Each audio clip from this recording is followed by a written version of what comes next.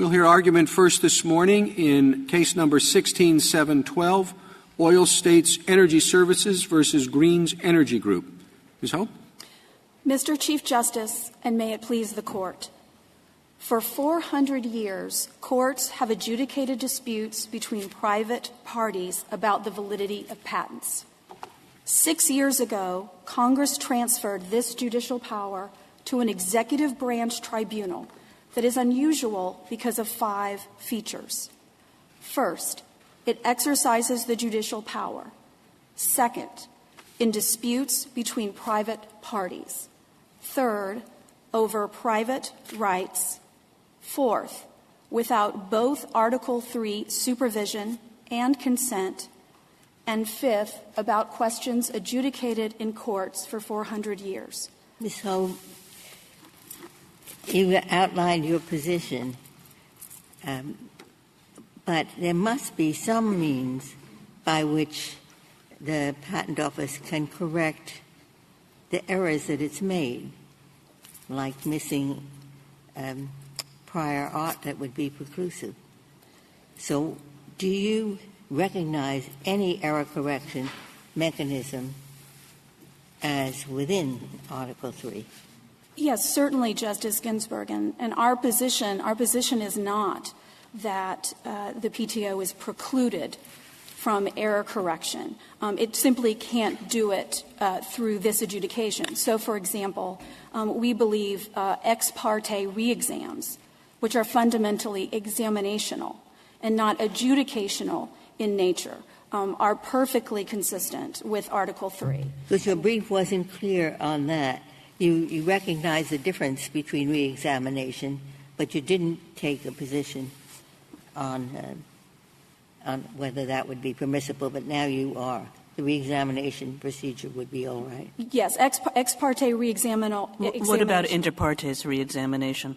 I think inter partes re-examination presents a closer case, but it is still fundamentally examinational. I think in the government brief that we cite on page 13 of our reply, where the government itself draws a line between both ex parte and inter partes re-examination and says these are fundamentally examinational. Could you review for me what you mean by examinational? Certainly. When I think that what the government means by examinational and what we mean by examinational is that is fundamentally a proceeding between the Patent and Trade Office, between the government and the patent owner, between the private party. But it's one, I suppose, in which anybody can participate? In other words, including the person alleging infringement or the person challenging the grant of the patent? Not with respect to with respect to, I think that's a fundamental difference. With respect to ex parte re-exam, the only role for the third party is to request, and then at that point, the third party drops out. Even with respect to inter partes re-exam, where Congress gave the third party more participatory rights, the third party bears no burden of production or persuasion. It is still fundamentally a matter between the PTO and the patent. I'm sorry, there is always inherent a burden of production. You can't write the PTO and say, I think this patent's invalid, period.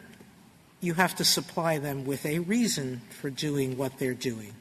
So why is that reason any different than actively participating and pointing the PTO in the right direction? What is so fundamentally Article III that changes this process into an Article III violation? Certainly, Justice. Both of them are just informing the PTO of the nature of its error and giving it an opportunity to correct its error. I think the fundamental difference, which is I think why the government itself has referred to inter partes re-exam as adjudicational, is it is initiated by the third party, and the third party actually prosecutes that proceeding. It is deciding a cause between the patent owner. Well, not quite, because under the rules, if the third party settles with the patent owner, the PTO can still continue the action, can still decide the question, can still participate on appeal.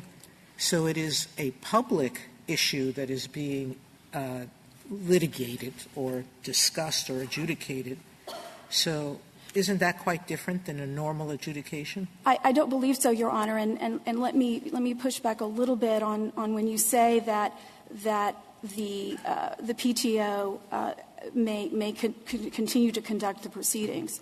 Both the statute and the regulations provide that the PTAB may dismiss the case, which its public guidance says is its preference, or it may proceed to final written decision.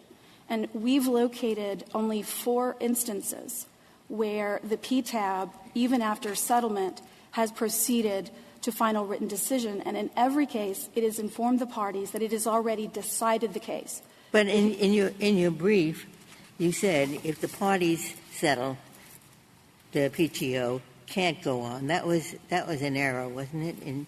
Well, I believe what we did was we quoted the statute, which says it can – its preference is to settle, or it may proceed to final written decision. And we've located only 4 times when the PTAB has done that, and again, it's already reached a decision. If this is a private right, as you claim, what does it matter in terms of whether the process is adjudicatory or not?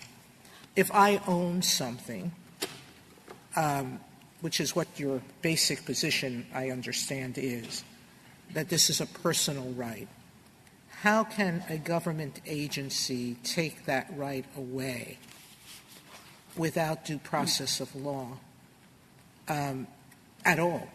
Isn't that the whole idea of Article III, that only a court can adjudicate that issue?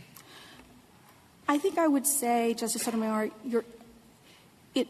in terms of matters that have been adjudicated traditionally in courts, between private parties over private rights, I think this Court's cases have established a baseline where those matters, Article III vests those matters in Article III courts. At the same time, this Court's cases have recognized narrow exceptions where public rights, as distinct from private rights, are at issue, where Article III does not require that those rights be vested. The decisions just to of those examine rights. Public rights, could Congress say, let's hypothesize going forward, that we will grant you a patent on the condition that you agree to this procedure?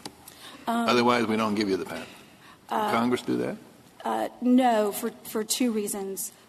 First, we believe that would be an unconstitutional condition, so that Congress cannot condition the exercise of a right or a property or benefit of any sort to the extent that doing so would conflict with another article of the Constitution. So, for example, yes, Your Honor. What's your closest case for that? Not Kroll versus Benson. That doesn't quite work. I think perhaps our closest case to that might be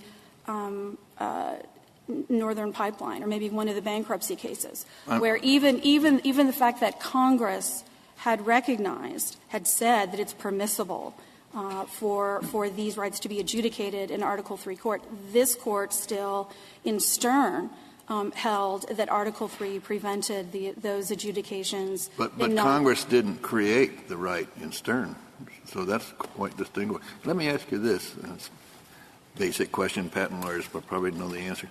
Could Congress say that we are reducing the life of all patents by 10 years? Yes, I think that goes to the limited times requirement in Congress. Well, then doesn't that show that the patent owner has limited expectations as to the scope and the validity of the property right that he holds?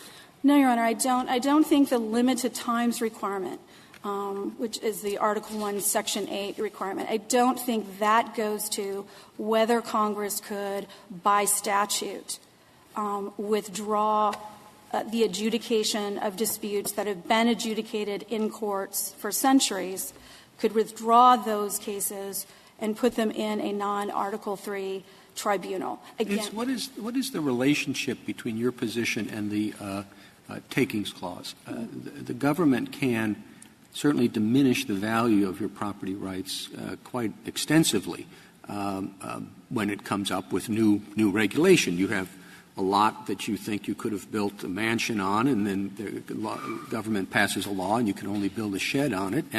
And yet we often say, or give the government a lot of leeway in saying that they don't have to pay compensation.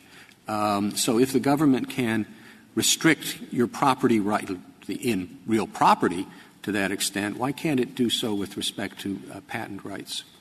And I think the fundamental difference there, Mr. Chief Justice, in terms of takings and due process, which we haven't advanced arguments about, and Article 3, which is really focused on the exercise of the judicial power. And it has really two components. It has the component that is directed toward the individual rights guarantee, so the guarantee of litigants to impartial decision makers, and at the same time at the structural protections, the checks and balances protections that protect the judicial integrity. So I think the difference here is that when Congress, and certainly individual rights are at stake, when the government takes property that belongs to one person for a public use and doesn't pay just compensation.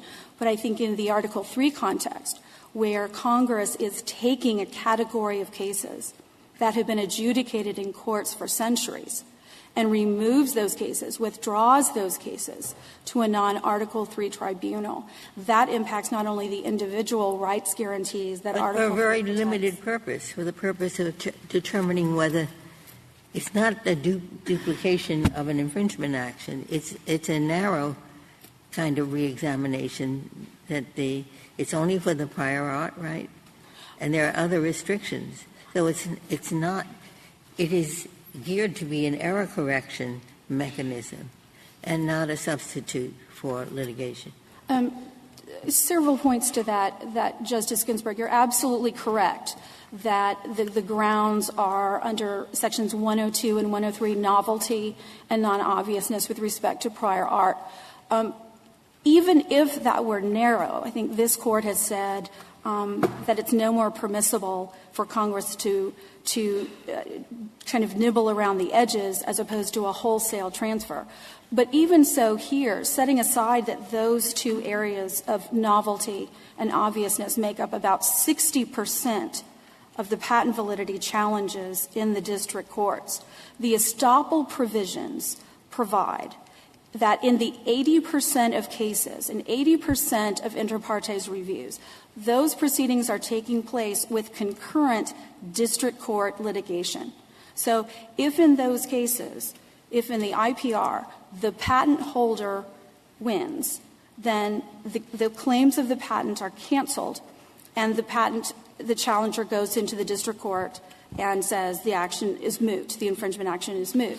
Ms. Ho, we have a number of cases that have arguably addressed this issue already, like McCormick, for example, in which this Court said the only authority competent to set a patent aside or to annul it or to correct it for any reason whatever is vested in the courts of the United States. We have cases of American Bell's, another one. We have that wonderful quote from Justice Story indicating that any correction to a patent has to go to a court. The United States takes the position, as I understand it, that some of those decisions are purely statutory interpretation. What's your reading of those cases? So our reading of those cases, particularly McCormick, is they are constitutional. We don't need this Court to go that far for us to prevail. It's enough in this case for the Court to Why hold. is your reading that they're constitutional, if you could help me with that? Certainly.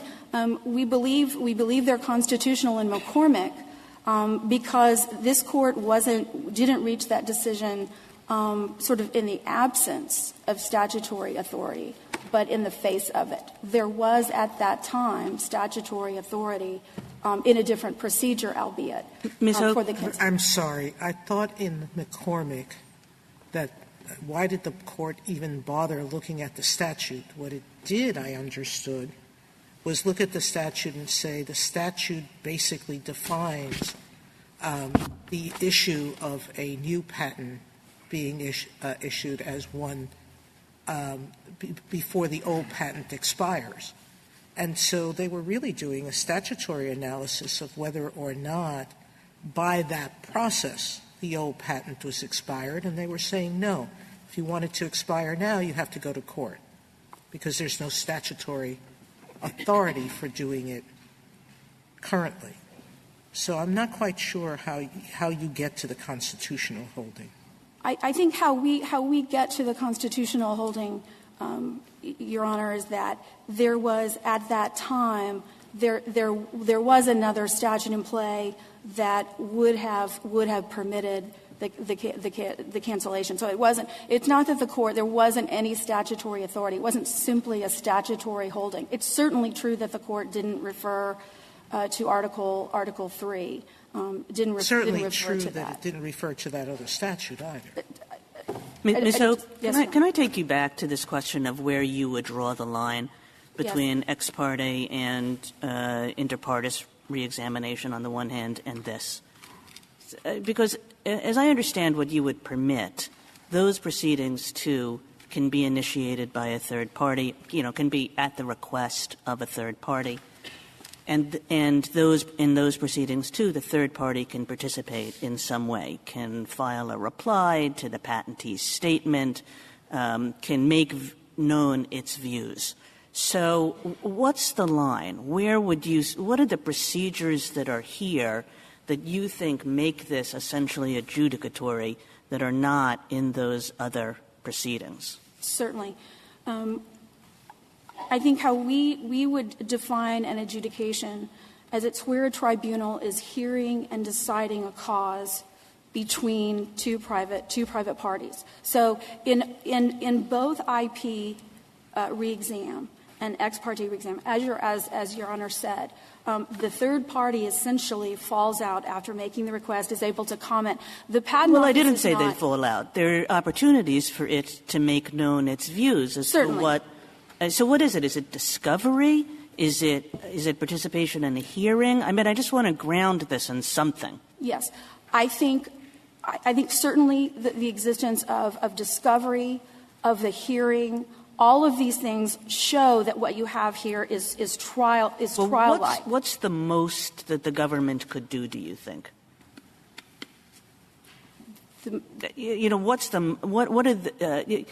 How many of these things do you have to take away before you have a constitutional system? I think fundamentally an adjudication and exercise of the judicial power, and one reason we know it in this case is because it simply has taken a category of cases out and put it into the tribunal. But I think hearing and deciding a cause between two private parties that results in a final binding If the airline judgment. loses your umbrella, for example, and the CAB used to say, you go to the CAB, you complain, they lost my umbrella. The airline says, no, we didn't. Well, that was unconstitutional. No, you're right. By the way, there was judicial review, as there is here. By the way, it didn't say that your rights when you fly on an airplane or a truck or some other thing regulated, it didn't say, as it does here, subject to the provisions of this title. The matter, your umbrella, or in this case patents, shall be private property. Mm-hmm.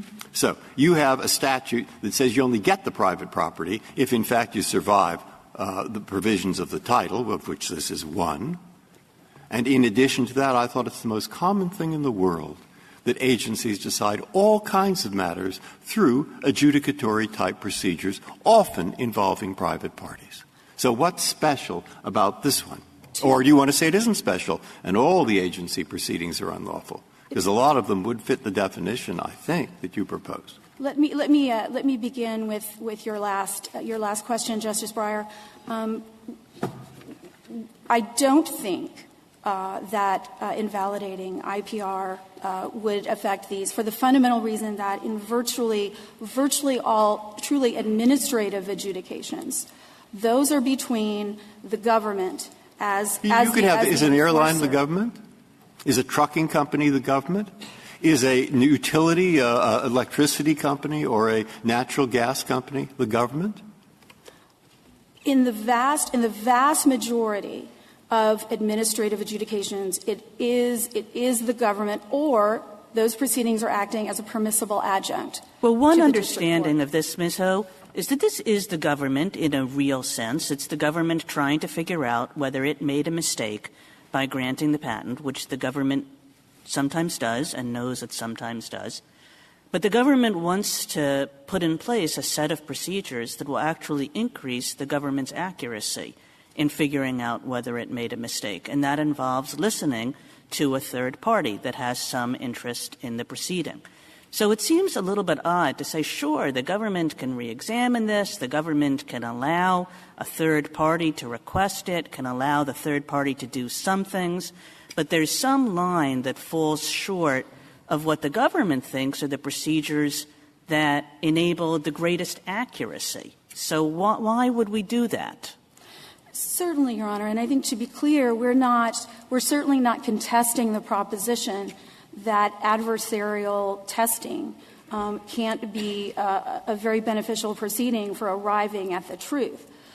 But it's useful and it's helpful when Article III protections, if it's an adjudication between private parties over private rights. Adversarial testing also requires, at Article III protections, a neutral decision maker not subject to having to curry favor with the executive, which is the situation that we have here. Why not, though, Ms. Ho, just simply say the question is whether there's a private right involved? In answering Justice Kagan's questions and Justice Breyer's questions, you struggled with how much of an adjudication does an inquisitorial process have to have before it becomes an adjudication. Why does that matter at all? If you really want to stake your ground and think McCormick's right, why not just say any time a private right is taken by anyone, it has to be through an Article III forum? In large measure, Justice Gorsuch, because of several of this Court's cases, in Shore, for example. Shore's about the line between public and private rights. You can stake your ground and simply say this is a private right. We certainly do stake our ground on that it's a private right. We think this Court has held as much already in Horn. Suppose that Congress had included inter partes review in the Patent Act of 1790. Would you make the same argument? Would you still say it's a private right? Yes, we would, because even in 1790, Your Honor, there would still be a 200-year history of these rights being adjudicated in courts. But do you think Congress was under an obligation to create the patent system, a constitutional obligation to do it? No, we don't. So could it do it subject to grant these monopolies subject to this limitation? I think there are any number of ways that Congress could certainly permissibly condition a grant of a patent. What it can't do is exert an unconstitutional condition on it, either under takings or due process or Article III. So is your position that somehow at the founding in 1789, given the replete English history of the Crown and the Privy Council, sidestepping any judicial adjudication of validity, that in 1789 the founders intended to change that system as radically as to say, no, we're not going to permit either the legislature to change the terms of a patent grant? The way I would respond, I think with respect to the history, I think the history here is very strong, that certainly at the time of the founding and for centuries before, that English courts at law, this wasn't just the stuff that was decided in the courts at Westminster in 1790. Your strongest amici says that it had waned. The Privy Council's adjudications had waned over time, and that they could only find 10 times over a 20-year period preceding 1789 in which the Privy Council had acted. But the fact that it waned didn't mean it was eliminated. And it didn't mean that the Privy Council or the Crown thought that it no longer had those rights. Respectfully, Your Honor, I believe that it did. The Privy Council revoked its last patent in any case, ordinary or otherwise, in 1779. And that was only after, it was a national security case in which the Privy Council had told the patent holder that the proper thing to do was to go to a court at law.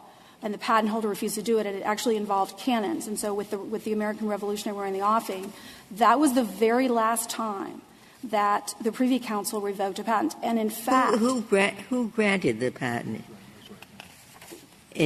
way back in 1787, 1789?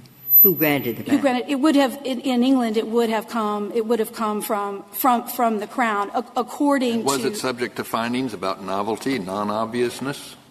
Yes, it absolutely was. And in disputes between. Was that statutory or was that just the custom? Well, the statute of monopolies in 1624 referred to that the validity of patents should be decided as at common law. And at common law, issues of novelty, precisely the issue here, was a question of fact, and disputed facts were resolved by juries. And the king couldn't say, I made a mistake? Well, the statute of monopolies in 1624 said the validity of a patent should be decided at common law. We don't disagree that the Privy Council revoked patents after it, but it did so pursuant to proceedings and not simply as a matter of grace. And if I may reserve time for rebuttal. Thank you, counsel. Thank you.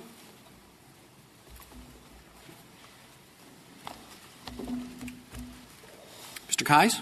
Mr. Chief Justice, and may it please the Court, IPR, inter partes review, comports with both Article III and the Seventh Amendment for at least the following three reasons.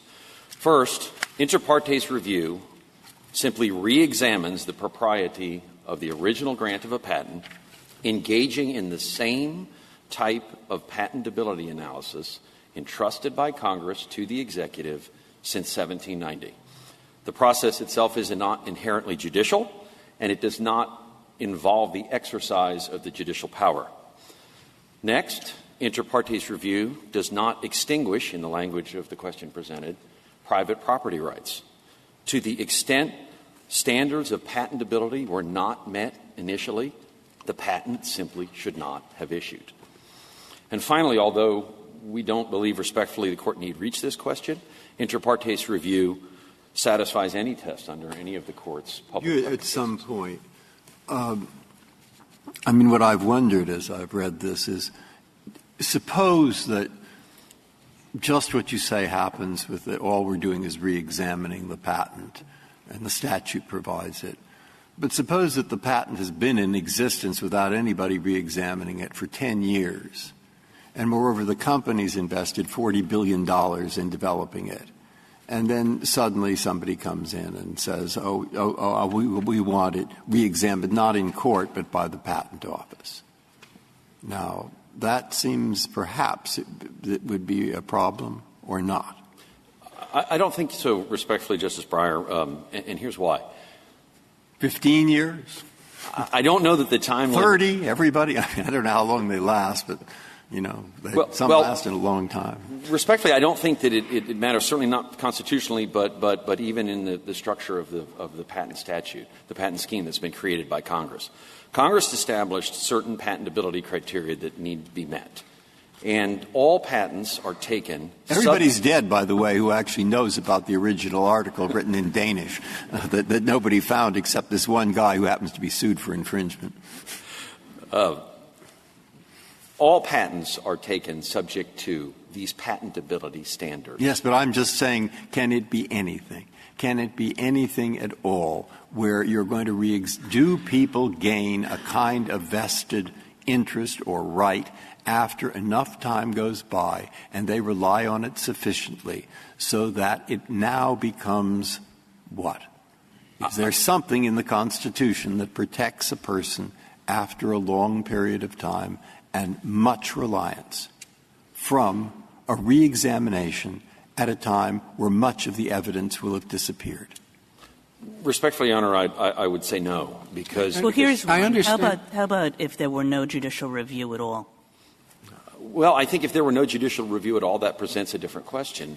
Yes, then you would have to say yes, right?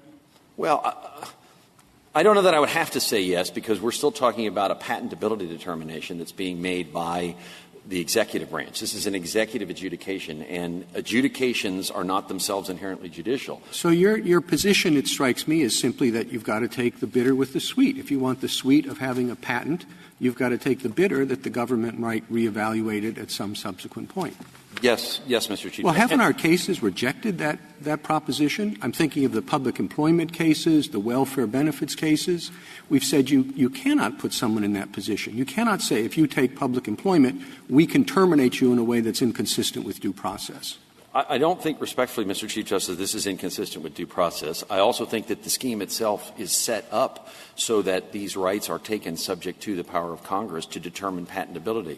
What about, in terms of due process anyway, what about this business, and maybe it's in the petitioner's brief, that the commissioner can change the panels if she doesn't agree with the direction they're going, that she can add new judges to the panel so that they'll — in other words, the panel itself, and I think constitutionally this may be fine, is a tool of the executive activity rather than something involving anything resembling determination of rights. Well, Mr. Chief Justice, the panel packing, if you will, mentioned by petitioner in the briefs, I don't believe, and I'll leave it to the government to have the exact statistics, precise statistics, but I don't believe that that's taken place more than one or two times, and I don't believe it's taken place with respect Well, suppose it were rampant. Well, if it were rampant, then I think what this Court said in Quazzo that was written, that the shenanigans point, if you will, that the Administrative Procedures Act and other provisions of the Constitution would deal with infirmities in a particular case on an as-applied basis. But I don't think that the potential for there to be mischief afoot That was what troubled me deeply about you telling Justice Kagan that without judicial review that this would be adequate. I mean, for me, what saves this, even a patent invalidity finding can be appealed to a court. There's deference with respect to factual matters, but there is de novo review as to legal matters. So how can you argue that the Crown, the executive, the PTO, here has unfettered discretion to take away that which it's granted? Justice Sotomayor, I did not mean to imply that there is unfettered discretion. Well, that's what you're saying, because without judicial review, what else is it? No, I think with respect to this process, there is judicial review. Well, now, counsel, there's only judicial review if somebody appeals. This isn't like an adjunct to the district court, like a magistrate judge or a bankruptcy judge. And I didn't see any argument in your brief under Crowell or something like that this is really an Article III adjunct. I saw an argument that this stands alone fine in the executive branch, and that there's in fact a self-executing judgment issued by the director that, if not appealed, has all the force of law of an Article III court. Well, did I miss something? No, Your Honor. It is subject to the Article III review. It's subject to review in the if somebody takes review. But if not, it's binding, right? Well, I think that would be true with respect to any, even in the original examination process. I mean, it's not true with respect to magistrate judges or anything like that. You have an absolute, opportunity. The district judge has to put his imprimatur on it before it has as an adjunct of the district court. No, Your Honor, because this is a different structure. This is a different structure, yes. It is, because it's the same patentability determination that's made during the original examination. Do you think it would work if we had land patents subject to the same circumstances, that they could be reexamined at any time over hundreds of years, even after the farmer had sold the land to the developer who had built the houses, and that the land patent could be revoked by the government, by bureaucracy, I suppose, in the Department of Interior? I think that there is subject to packing by a director who's unhappy with the results. There's a fundamental distinction respectfully, between land patents, which grant fee simple title to the holder. A monopoly in the use of land. What's the difference between operative difference, other than obviously one is land? Well, one is a core fundamental right, to borrow the expressions of the court. It's more of a Lockean interest. It's a fundamental right. It's a property interest. Isn't that question begging about what's a private right? Isn't that the very question this court has to decide? Respectfully, as I began, I don't believe that the court does need to decide it, because this this is an executive adjudication. But to the extent the Court looks to those factors, I think under almost any test the Court has established, we have a right that derives solely from and depends solely on a Federal statute. There are no common law antecedents. The petitioner has not disputed that. The cases in this Court establish that patent law in the United States is statutory. The adjudication implicates a paramount public purpose. The grant of a patent is the grant of a monopoly, but it's granted for the purposes of the sovereign. It is not granted for the purposes of the inventor. It benefits the inventor, certainly. But the paramount public purpose that is embedded in every patent is the advancement of the progress of science. Fair enough when it's granted, but once it's granted, there's an abundance of law going back 400 years. Justice Story says it. I mean, it's not new idea that once it's granted, it's a private right belonging to the inventor. Justice Story said it is a property that has inventions of a property which is often of very great value, in which the law intended to give him, the inventor, absolute enjoyment. That's the constitutional provision. Yeah. Securing for limited times to authors and inventors the exclusive right, securing to them, not securing to the. But those cases were decided, first of all, as the discussion earlier revealed, they were decided on a statutory basis. There was no undertaking by the Court to determine that constitutionally Congress could not establish the structure that they have in inter partes review. I think Ms. Ho conceded that there can be an re-examination.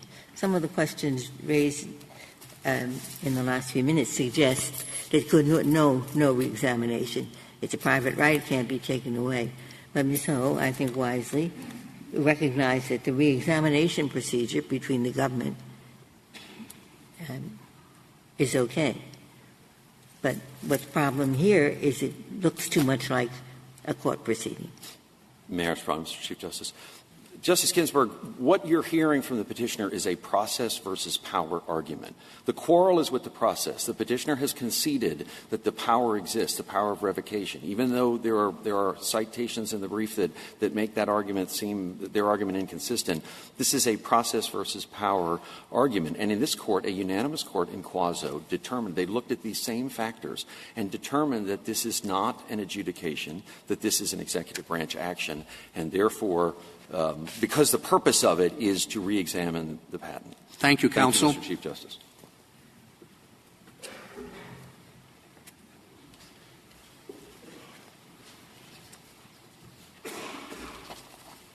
Mr. Stewart.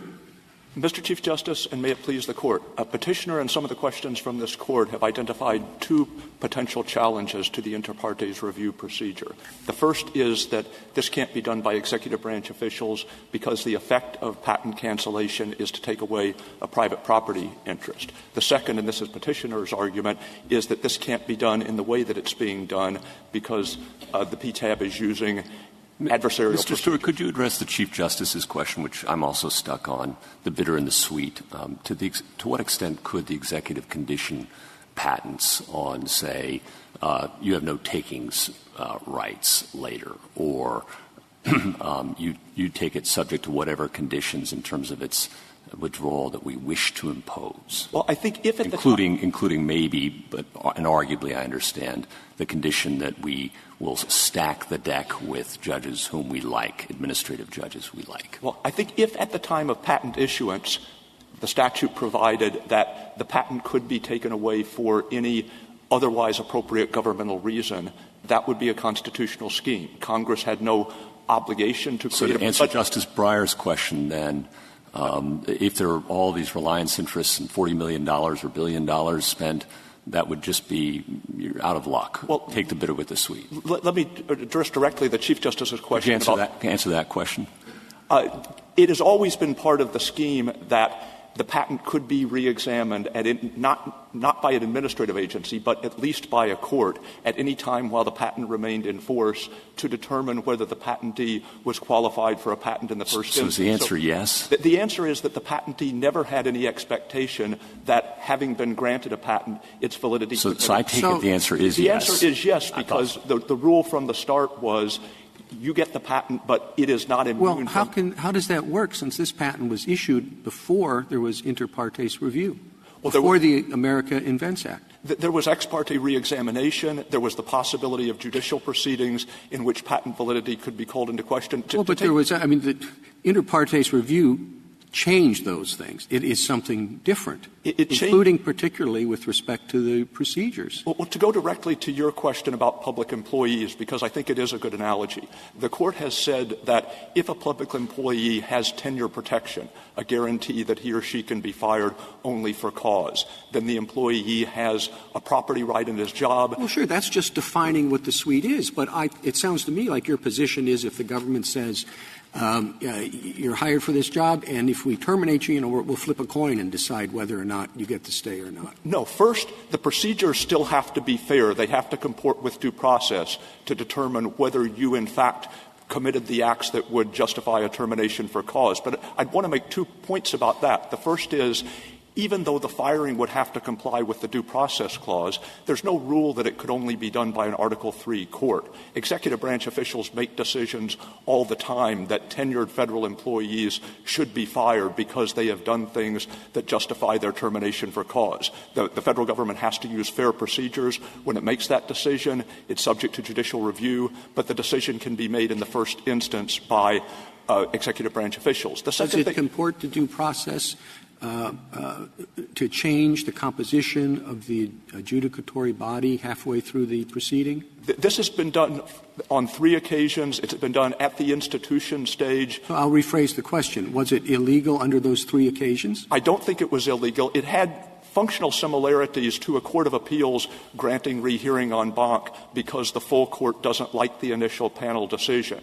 I think it was less extreme than that. My understanding of the cases is that the chief judge was concerned that the initial composition. The chief judge? The chief judge of the PTAB. You're talking about the executive employee? An executive branch official. The chief judge of the PTAB. When we say judge, we usually mean something else. Okay. You mean an ALJ? There are administrative law judges all over this country, aren't there? I'm sorry? The chief judge, as I understand these situations, was concerned that the panel as initially composed was likely to diverge from general PTAB precedent with respect to a matter that bore on the institution decision. And so the chief judge expanded the panel. It's not clear whether the chief judge picked judges that he had a particular reason to think would be sympathetic to a particular view. How did that case come out? I don't know how the institution decisions came out. This has not been done at the merit stage, if you will, when patentability was actually being determined. But our primary point would be that if there's a constitutional flaw in that procedure, then a person who is actually harmed by its use in a particular case. Mr. Stewart, let's say we had a land patent. Let's say the land patent said it becomes invalid if anybody uses the land in an improper way, in violation of an environmental law, labor law, you choose. And let's say the land then gets developed and it turns into a housing development outside of, I don't know, Philadelphia. And it turns out, though, that a great-grandfather who owned the land originally back when it was a farm, it indeed violated a labor or environmental law, rendering the land patent invalid on its terms. Couldn't the Bureau of Land Management, for example, or some other department, the interior official, just pull back the patent? Well, the Court said in some of the 19th century cases that with respect to land patents that transferred fee simple title, executive branch officials couldn't do that. I think it's unclear from the decisions whether they were constitutional holdings, but we'll accept for purposes of this case. Well, you dispute that they're constitutional holdings in your brief. We dispute. So presumably there's nothing to prohibit the scheme I've just described in the government's position, correct? It's a yes or no answer I'm looking for. I would not concede the invalidity of that. Exactly. But I don't think that. Exactly. I don't think that the position we're asserting in this case has any necessary implications. Is it possible? You started out and you said this boils down to 2 different theories, and I didn't get the second. In my mind, and I'd like you to say whatever you want on any of them, but as to the first, there is, and the Chief did raise this kind of thing, is there a kind of what Brandeis said in Crowell was a due process problem? Is there a problem of it's unfair to hold these people to the new statute because they got their patent before the statute was enacted? That's one. That's a practical thing, and much of the questioning has been around that, different variations on that theme, what's unfair. The second is formal. That's the public versus private right theory. And the best, or at least most recent, articulation of that is in the Chief Justice's opinion in Stern. And the third is a vested right theory, which had great popularity in the 19th century and might have moved Justice Story, but in fact has happily sunk from sight. Now, have I missed some basic theory, and is there anything you want to say about those? Let me address those in turn.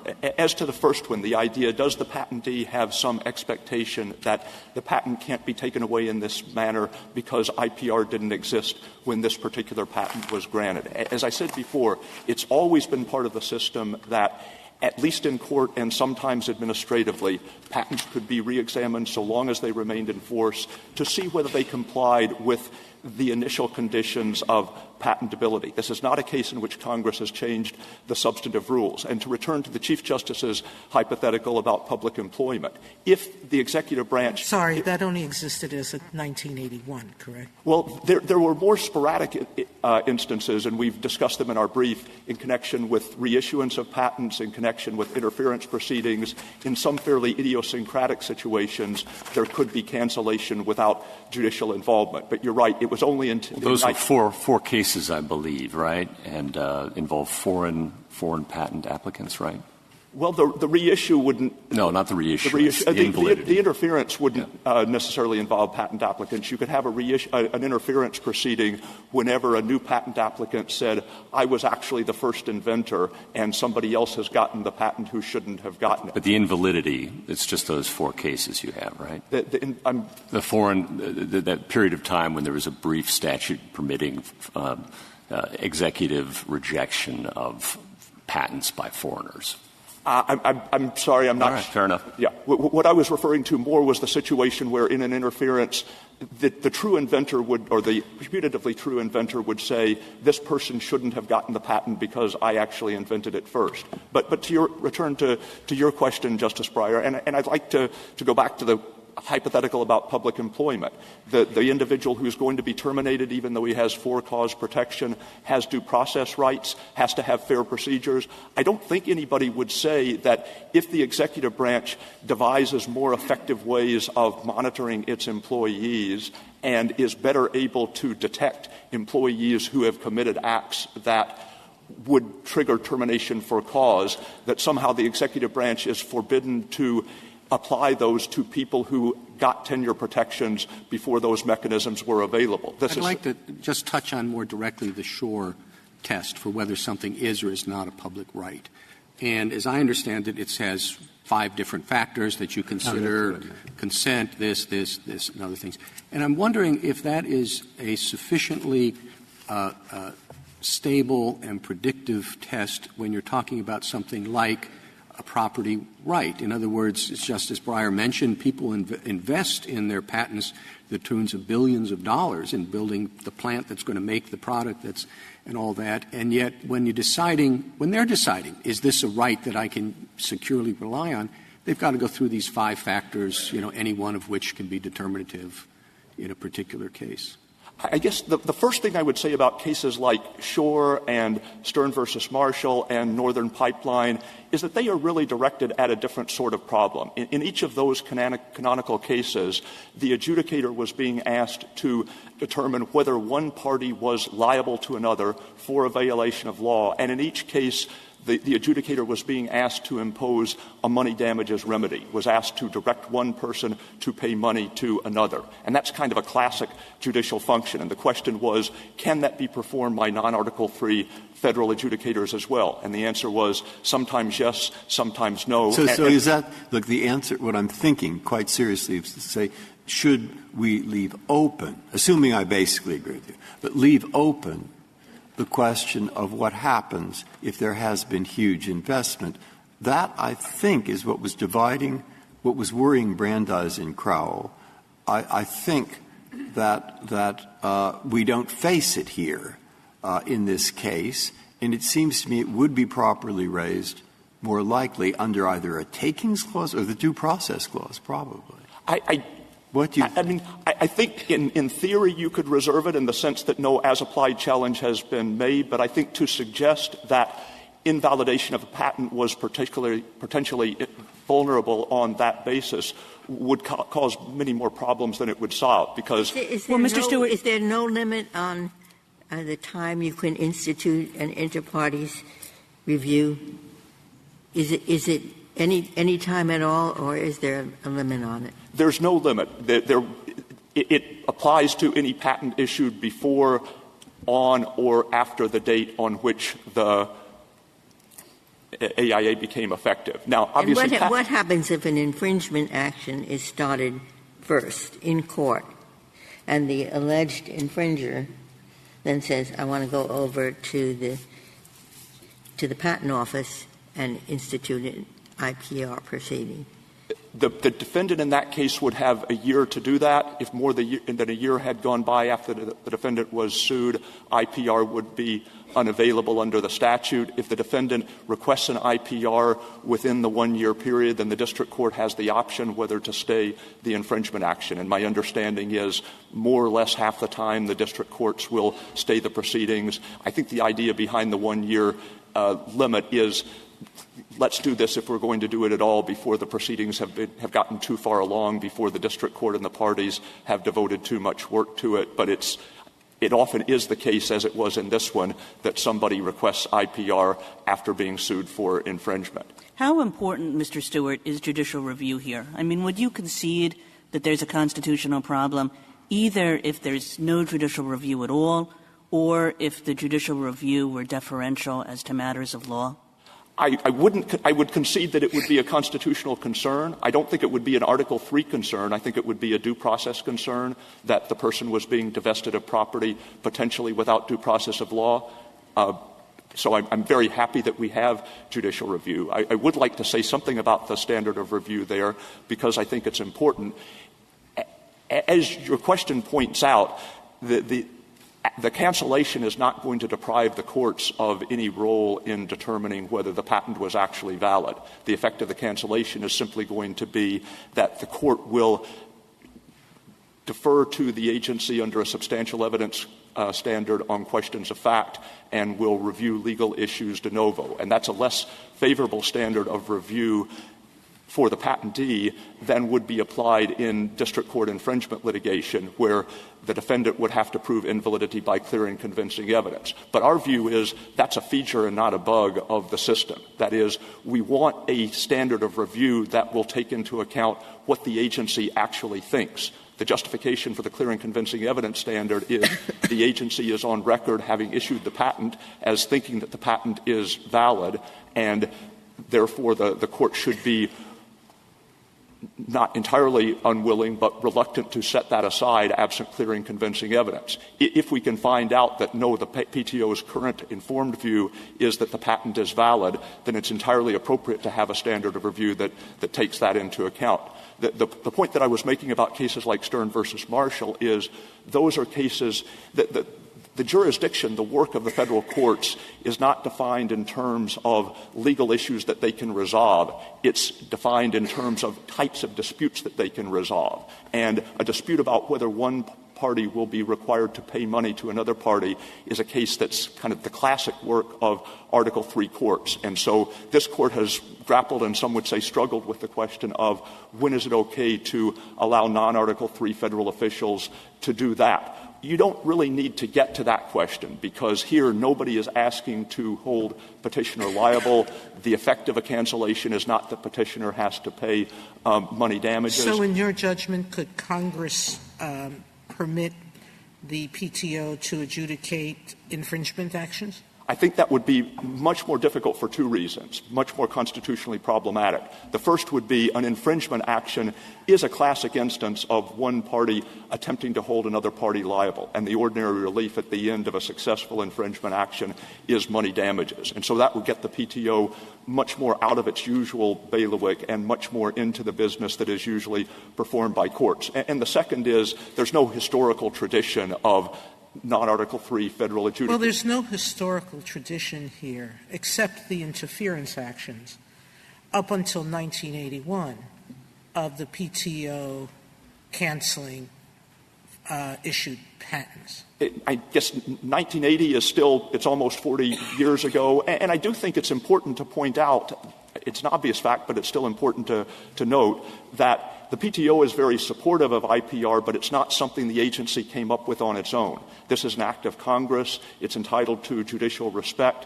Evidently, Congress up until 1980 believed that the patent system could function adequately with only sporadic opportunities for administrative reconsideration of issued patents. But during the years since 1980, Congress has made a different judgment. It could have tried to beef up the initial examination process.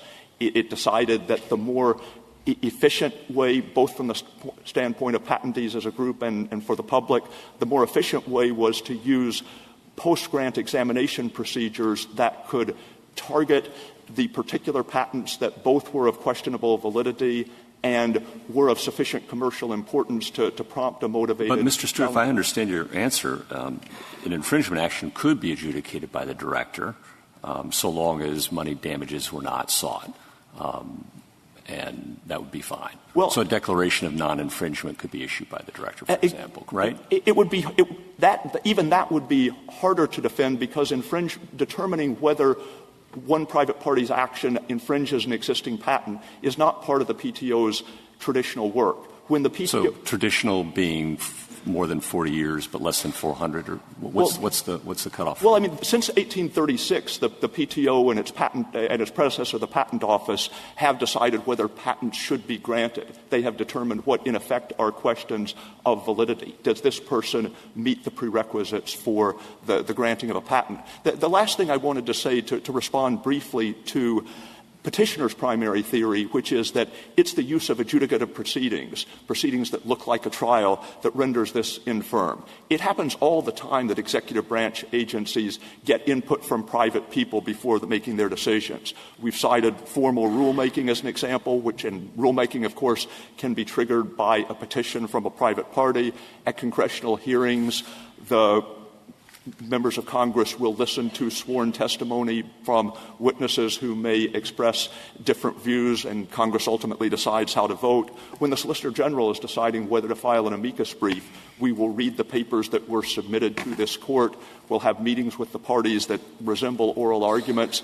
At the end of the day, what makes it unproblematic is that even though our procedures may resemble the Court's procedures, the decision that we make is the decision to file an amicus brief on behalf of the United States. So long as that's an appropriate exercise of executive branch authority, the fact that we get input from private parties can't render it constitutionally infirm.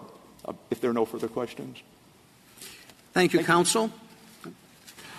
Ms. Ho, 4 minutes. Thank you, Your Honor. 3 quick points.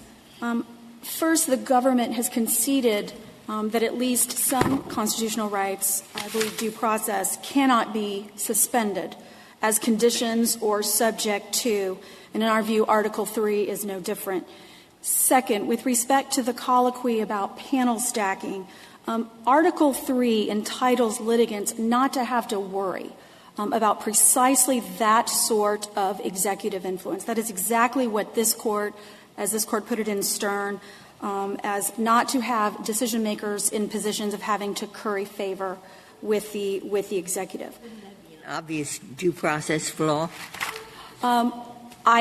I would have thought in a case where it happens, it would have been an obvious due process law. I think even in cases like ours where it doesn't happen, every administrative judge of the 200 knows that this is something that can happen, that the director has said, and I quote, that she justifies it. She's justified it to exercise, to make sure her policies, her preferred policies are enforced. And I think the government has conceded that due process has to be a check on administrative agency adjudications as well as court adjudications. And we certainly don't disagree with that, Justice Ginsburg. Our point is that the existence of it, the existence of the panel stacking shows precisely the danger of judges, of decision makers who are subject to executive political influence.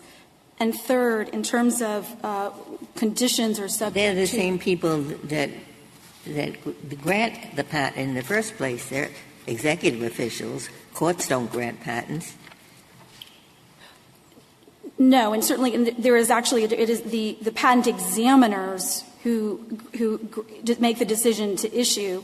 PTAB judges are not examiners. They are the patent judges.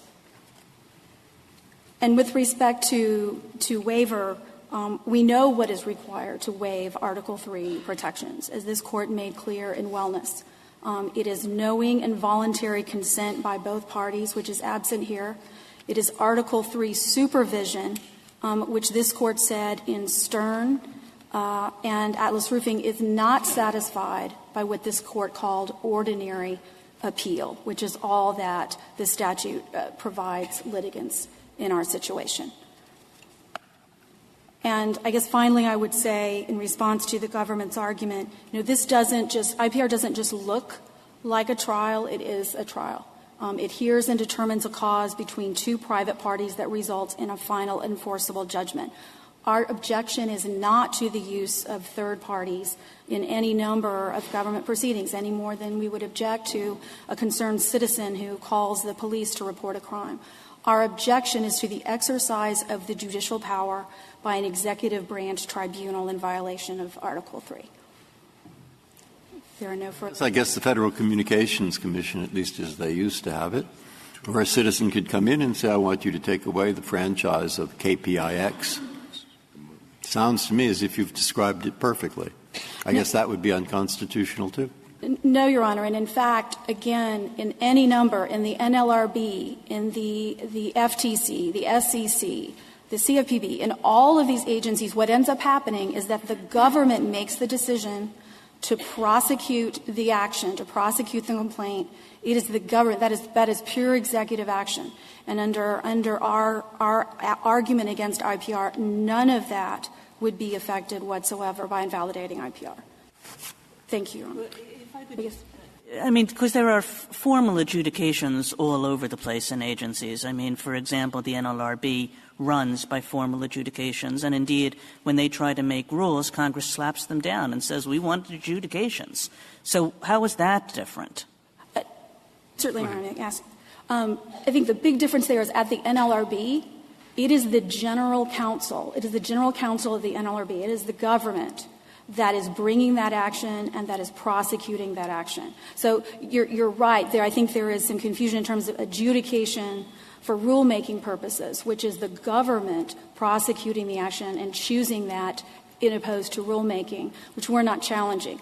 Our challenge is to an adjudication in the Article III sense between two private parties where the government isn't engaging in the classic executive action of bringing the action or prosecuting action, but is adjudicating, is the decider of the action.